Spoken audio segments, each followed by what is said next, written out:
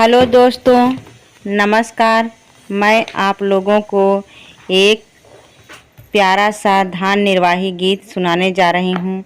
आप लोगों को वीडियो अच्छा लगे तो वीडियो को लाइक करें, शेयर करें और चैनल पर नए हैं चैनल को सब्सक्राइब करें। धन्यवाद।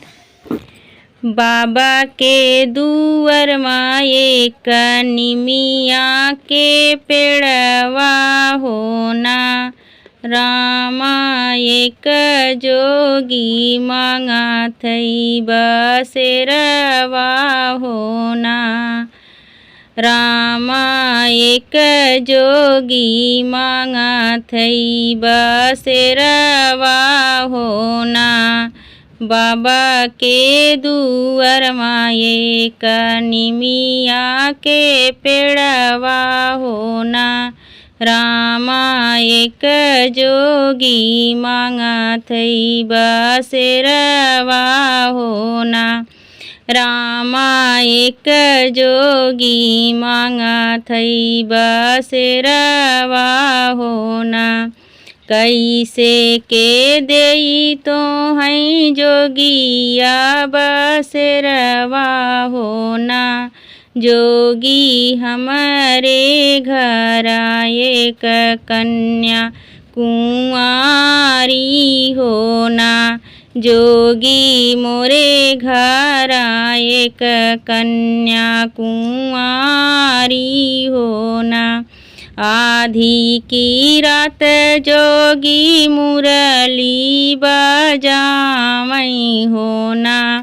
रामा धेरिया कमर धरी हथवा होना। रामा धेरिया कमर धरी हथवा होना। आधी की रात जोगी मुरली बजावई होना।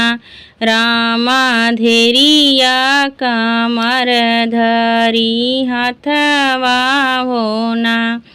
भोर होते जोगिया डेरवा उठावई होना। रामा धेरिया लीही है पीछियाई होना। भोर होतई जोगिया डेरवा उठावई होना। रामा धेरिया लीही है पीछियाई होना। रामा धेरिया लीही है पीछियाई होना। आधी की रात लौटा ना लौटा मोरी धेरिया होना। ननदी कवन जवाब हम देबई होना। ननदी कवन जवाब हम देबई होना। आगे आगहना है ननदी तोरा सुदिनमा होना। ननदी तब हम करबई विदैया होना। आगे आगहना है ननदी तोरा सुदिनमा होना। ननदी तब हम करबई तोरा विदैया होना। काठे के काठ पुतली बनायू मोरी भौजी होना। काठे के काठ पुतली बनायू मोरी भौजी होना। भौजी डोलिया में दिहू बैठाई होना। काठे के काठ पुतली बनायू मोरी भौजी होना।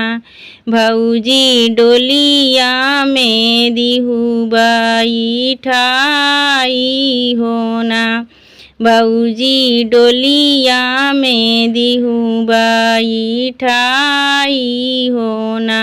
डोलिया के आगे पीछे रोयू मोरी भौजी हो ना रामायाजू